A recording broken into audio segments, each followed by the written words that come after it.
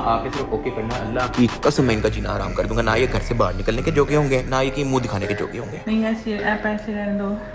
बस मुझे सिर्फ अफसोस इस चीज़ का है कि इतने आराम से उनसे तमीज़ से बात की, लेकिन जो उन्होंने करके गए ना वो बहुत ही गलत था। अब मैं खुद अंदर आके सोच रही थी कि शायद मैंने ऐसे कोई गलत बात कह दी जो उन्होंने इतनी गंदी सी चीज़ें फेंकी हैं अंदर। ओ नहीं, आपने कुछ नहीं किया।